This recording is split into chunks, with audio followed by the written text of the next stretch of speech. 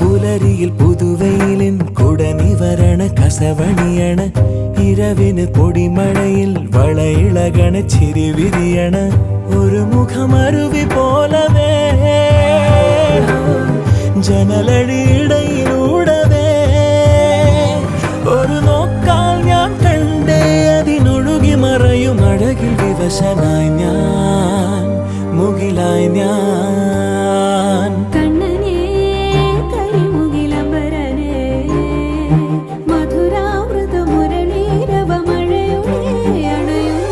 ഞാനോ രാവോ ഇരുളു നീന്തി വന്നു